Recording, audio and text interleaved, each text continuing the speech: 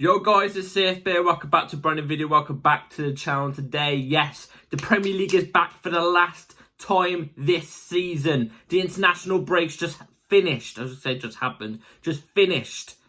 And we are back with an almighty boom. Why? Because this is the match preview for Chelsea versus Tottenham. One of the biggest rivalries in the country. Not even just England, the country. Arguably one of the biggest rivalries in the world. This game is going to be fireworks under the lights at Stamford Bridge. And let's hope it's a Chelsea win. But before we do get into all the juiciness of this match preview, please like, subscribe, hit the bell notification so notified every time I load a video. Also, first link in the description is my streaming channel and my second channel. Go and check those out, it'd be very much appreciated. And without further ado, let's jump into this one because this is the one. This is the game. This is the game. No matter what, you've got that fire in your belly. You've got the fire in your heart. Everybody all the time goes on about, oh, this game, this rivalry, this derby. Surprisingly enough, it's half and half. I see a lot of people when they're describing biggest derbies, biggest rivalries, not derbies, but biggest rivalries. Some of them say Chelsea-Tottenham, some of them don't say Chelsea-Tottenham. I'm telling you this, Chelsea-Tottenham is definitely up there. It's definitely up there. What is arguably the biggest and best game ever played in the Premier League? It's Chelsea-Tottenham 2015 2-2, where Chelsea stopped Tottenham from winning the league and helped Leicester win the league, even though that was all Leicester really, but we helped them, give them that extra boost. You know what I'm trying to say? That goal, that Eden Hazard blinder, coming back from 2-0 down, the Eden Hazard blinder, top bins, right-hand corner. This is what it's about. Not even just that game, it was fireworks, it was tackles everywhere, grabbing the players up by the throats, manager fights. It was craziness. And we recently had, it was obviously called Battle of the Bridge. We recently had a Battle of the Bridge Part 2 in 2021, I think it was. Yeah, 2022 it was actually. It was another 2-2 one at the Bridge. But this one was between Tuchel and Conte, obviously. The classic handshake. I don't understand why people don't put this game up there as one of the best, rivalry games in the Premier League. Nobody ever mentions it. It is definitely up there. It's one of those games when the first ever fixture list is put out on before the Premier League's even kicked off, before pre-season's even kicked off. Fixture list comes out. I'm always looking for Chelsea Tottenham at the Bridge mainly. You know what I'm trying to say, obviously, because the Bridge is the almighty of the almighty. You know what I'm trying to say, but it's the first game I always look forward to. It's the first game I always look for. That's the word I was looking for. The first game I always look for. This is the game I always feel some sort of excitement. And I don't know why, because we always come out on top of it. Like, I'm not deeming to be, come across arrogant or anything like that. But let's be real. Whether it's at our ground or their ground, it's always a win. It's been dating to that for decades. Chelsea always get the win over Tottenham. And if we don't get the win against Tottenham, it is a travesty and a crisis. There's a reason why, like I said, even at the Bridge, we would always get 3 points. There's a reason why we used to go to their ground and call it 3-point lane. You know what I'm trying to say? I always say, though, whenever we do lose to Tottenham, crisis happens. And from my own memory, the last time I think we actually lost to Tottenham was under Potter. And it was actually my last straw with Potter. I was actually Potter in around that time. Don't get me wrong, I still had some lingering thoughts saying, oh, I don't know if he's the right guy, but I still backed him, you know what I mean? I was pretty much on the fence. But that loss to Tottenham, that 2-0 loss, I think it was at their ground, done. It was done. It was cut ties, done. No coming back for me because there's no excuse. You should not be losing to Tottenham.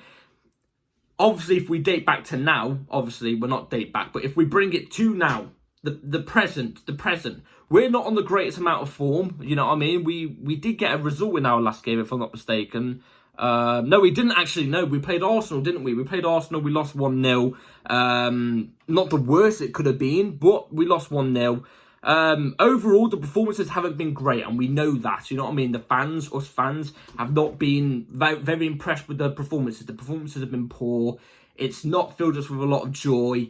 And there's not been a lot of oomph, you know what I'm trying to say, a lot of passion in our football. That's what it seems like. There's not been enough passion. Not to when we last played Tottenham, for example. When we last played Tottenham this season, obviously we beat them 4-3 at their ground. We were 2-0 down, which I don't think was anything to do with us. It was just to do with to individual mistakes, and it wasn't really on Cucurella's fault. It was a mare that happened. It was just a mare that happened. But around that period of time, we was cooking on gas. Like, we was looking really, really good. Quick football, exciting football. There was different ideas. Players looked like, again, they had this excitement in their bones. It looked like they wanted to play for Chelsea. Now the performances have become lackluster. We've become really predictable. Things have done a complete U-turn from the last time we played Tottenham. We're still in the top 4, which, surprisingly enough, I don't know how. We're performing like we're a team that's lying in about 7th, in my opinion, right now, in terms of performances. But we are somehow 4th. Tottenham are lying in 14th. They're still in the exact same situation, if not a teeny bit worse than the last time we played them. I'm expecting nothing more than a result and a Chelsea win tomorrow. Nothing more. There's no excuses for it. There is no excuses for it tomorrow, especially with it being at the Bridge. I'm putting all the pressure on the Chelsea players right now. The Chelsea players, if any even watch this video, yeah? If any of them ever do, you cannot lose this game. I am putting the pressure on you right now. There's no excuses. You don't lose to Tottenham. And I want to see bite in your performances. You know what I'm trying to say? This is one of the very few games you got to see a bite in your players. That passion, you know what I'm trying to say? You got to see tackles flying everywhere. If you're literally on your last limbs and you feel like your legs are broken, I'm still expecting you to run miles for the team and get a win. I still am. Because this is one of those games where you cannot lose. Like I've been saying, you cannot lose this game. Do I think we're going to lose this game? I don't know. Like I said, Tottenham's defence is very, very... it's easy to take out. Their defence is really easy to take out. You know what I mean? They play the high line. Tottenham play the high line. They have got quick defenders, but they're very, very beatable once you've gone past them because you've got that extra yard of pace. Especially with Jackson being back, he can exploit that. That high line, perfect. If we could get them one of their players sent off early in the game, I'm telling you this right now, 10 men high line for them against our attack, even though our attack's not been great this season. But I'm just saying, their high line with 10 men, oh my God, would it be sweet. It would be game over then. That would be my objective to Chelsea. I'd honestly tell the team, if I was in the room right now, I'd tell them, try and get them sent off. Try and get in their head early on in the game. First 45 minutes, try and get one of them sent off. Keep on annoying them. Try and get one of them sent off. Second half, we'll blitz them. Because that high line with a 10 men, we've seen it before in... It wasn't the last game. I think it was last season at their ground. They stood no chance. They stood absolutely no chance. That would be my objective. But apart from that, obviously, attacking-wise, they do have ability. They've got some players that are good in attack. You know what I mean? Kuleveski, for example. Heung-min Son, even though he's not particularly, you know, this season that great. He is a Prem quality player who's proven at the top level. He's a really, really good player. He can be good. They have got a dangerous player in Solanke as well. Again, another one that's gone off the boil, but he is a dangerous player. James Maddison, another one. They've got players. So if they really want to turn it on, they can turn it on against us. But I think our defence is better than them. I think our midfield is better than them. And I think our attack at the moment is probably on par with them.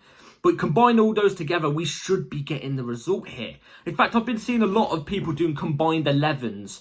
And, you know, I'm seeing people choosing Jed Spence or something. One of them was Jed Spence over Reece James. One of them was, I think it was Udogie over Cucurella. Another one was, you know, a toss-up between Maddison and Cole Palmer. Apparently, it's very tough on the line, but they choose Cole Palmer. It's not tough on the line. It's clearly Cole Palmer. And some of them were even choosing Solanke over Jackson. I'm telling you this right now. The only Spurs players that get into a combined 11 for Chelsea and Spurs this season, right now, currently, is Vicario, their goalkeeper. He is a good goalkeeper, I can't lie. I'm not going to lie here. He's a good goalkeeper, and it's not hard to be better than Robert Sanchez. And he probably is better than Jorgensen as well. But Vicario is the only one that gets in, alongside with Heung-min Son. They're the only two players, in my opinion, from Spurs that get into a combined 11 with Chelsea and Spurs. They're the only two players. Solanke's not better than Jackson this season, despite Jackson's poor run of form, you know, before his injury. Reece James clearly gets in. The centre-backs clearly get in. 4th and 14th. I've seen comments when Chelsea fans are choosing, the combined 11. I've seen comments from, rival fans or Tottenham fans are saying, oh, it's clearly Chelsea bias, this is a disgrace. It's not a disgrace. It's 4th and 14th. It's 4th and 14th, for God's sake. You know what I'm trying to say? You lot have been diabolical alongside Man United, which, again, I absolutely love. I hope it continues. But, as bad as we've been in terms of performances this season, our players outclass you by miles. By miles. So, I don't see where the bias is, but I don't know. Anyway, let's talk about positive news. Anyway, we have got 3 big comebacks in terms of injury for tomorrow. 3, in my opinion, that elevate our attack massively. I was struggling to watch a front 3 of Nkunku, Sancho, Neto.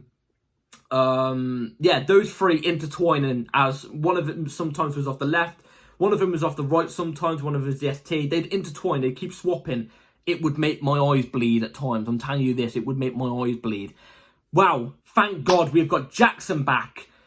Clearly, look, I know he's not been a goal-scoring threat, and I know before his injury he went through a mad run of performances where he just wasn't good enough. I get it, but you can tell, since we've missed him, since he's been on his injury, he adds that quality. He adds something to the game that makes us better going forward, at least. Whether he's a goal-scoring threat or not at the moment, he adds that quality. He adds something to the game.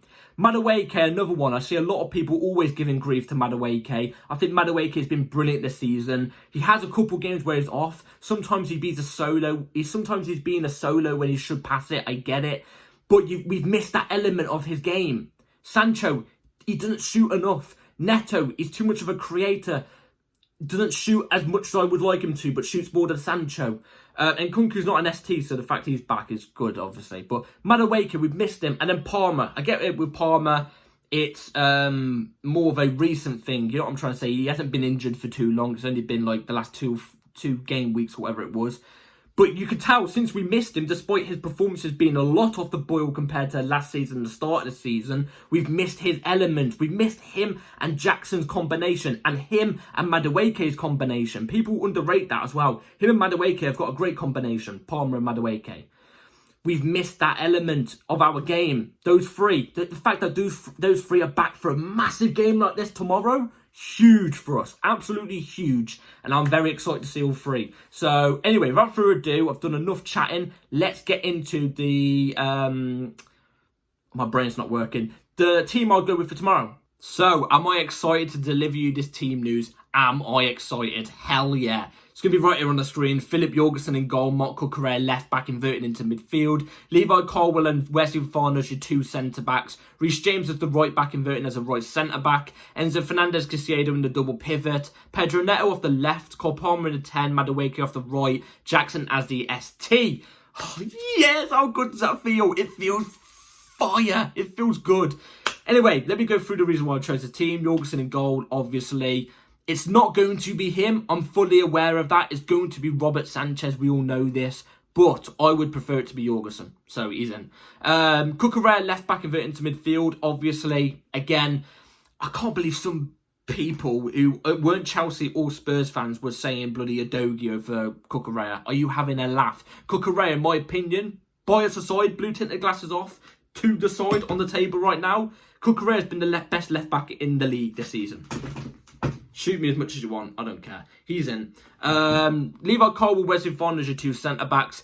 What makes me worry a little bit about this partnership is I don't think both of them are central centre-backs. So when we do invert a right-back, which is obviously Reece James, into defence as a right centre-back, it requires either Levi Colwill or Wesley Fofana to become the central centre-back. I don't think either one of them's a central centre-back. That's the only negative there. Apart from that, these 2 have to be in for me. The few times that we did see these 2 combined at the back for us, it was very, very solid, in my opinion. Probably our best centre-back partnership, if you're not counting the one time we saw Tosin and Chalobah at centre-back against Wolves, I think it was.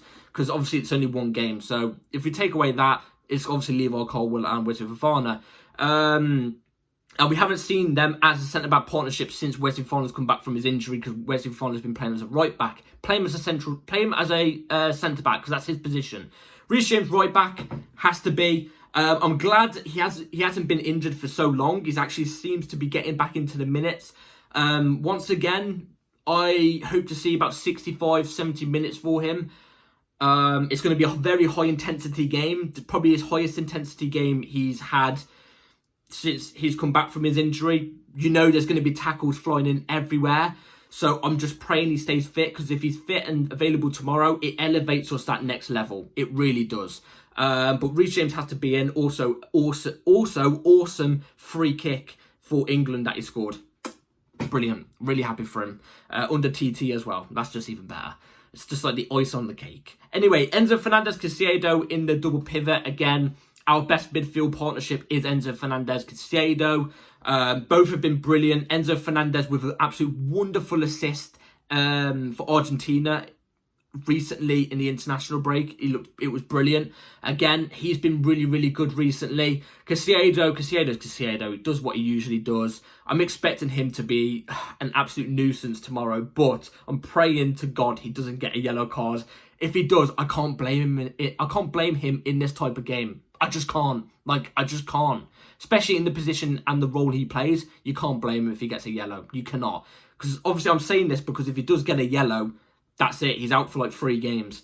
So I'm praying he doesn't, but I can't blame him if he does. And also, quick note, Lavia has apparently picked up a minor injury again. He's not even played recently.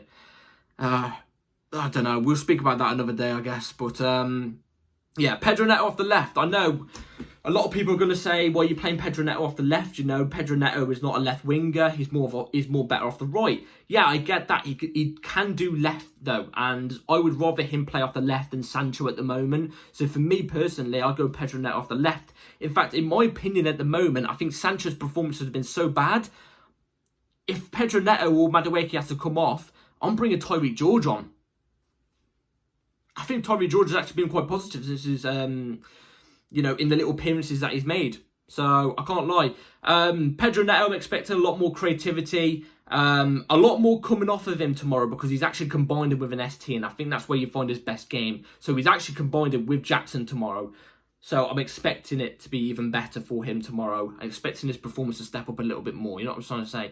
Now that he's not an actual ST. You know what I'm trying to say? So, anyway, Palmer in the 10. Again, self-explanatory. Palmer has to be in the 10. I would not be starting Nkunku at all. Madueke off the right again. In this game, I'm telling you, in this type of game, Madueke is going to thrive. He's going to thrive because, like I said, that high line, that Spurs play, the Spuds, our wingers are going to have a field day and they better be on it tomorrow and better have their legs fully on it tomorrow, because that high line, all it takes is a lifted over the top through ball from one of our centre-backs or an Enzo Fernandez, for example, to one of our wingers, and that's it. We've got an attack on. And we've got to, what's the word? We've got to, I don't know what the word is. We've got to take advantage of that opportunity. And I think a player like Madueke, who can be a solo at times, likes to shoot, he can benefit from that. He can really benefit from that. So, Madueke obviously off the right, and Jackson as the ST. I'm really happy Jackson's back. I really hope he comes back scoring. He loves a goal against Tottenham, you know what I'm trying to say? So, I'm hoping on his comeback, he scores a goal at the bridge, under the lights, against Tottenham. It would be a good comeback story for him, and it would elevate his confidence so highly. I'm so glad Palmer and Madueke and Jackson are back. Really am. So anyway, they should be fit enough to play the full 90 in my opinion, because they've been back apparently now for the past 5-6 days from what I've heard.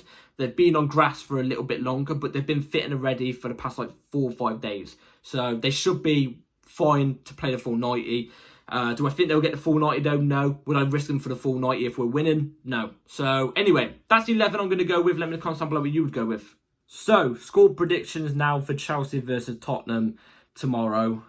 Am I absolutely excited for this game? Absolutely yes, because I've got a very good feeling and a very calm feeling that Chelsea are going to get the result tomorrow. If this game is boring and we play boring and, you know, we shy away from the tackles because Tottenham are going to put in tackles in, because Tottenham will put tackles in. We know they're that type of team. We know they're a dirty type of team. We need to match that dirtiness. You know what I'm trying to say? This is a rivalry. Don't fairy out of challenges. Be clever. Maybe, I'm not saying dive, but maybe throw yourself into a challenge, but sensibly so you don't get any injuries to make them get a red card or something like that. You know what I'm trying to say? I'm just like that. But also put some challenges on them. Put shoulder to shoulder. You know what I'm trying to say? Show them who we are. You know what I mean? I've got a very good feeling that we are going to get a result tomorrow. I'm going to go with Chelsea 2, Tottenham 0. Clean sheet, 2-0 win. Put it on the table. Confidence elevated up, and we can start pushing to the latter stages and the last 8 games of the Premier League and hopefully secure proper top 4. This game will be a massive confidence elevator if we get a result, especially with the fixtures we've got coming up. We've got a very tough run of fixtures. We need a result here tomorrow at the Bridge. We need that. So we better get it. Anyway, I'll be here an hour after the game tomorrow to give you all a match review. So hit the bell notification to notify for my next video, which is obviously, like I said, tomorrow, an hour after the game. Please like, subscribe, hit the bell notification, like I said. And take care, and I'll see you after the game. Let's go to Chelsea. Peace.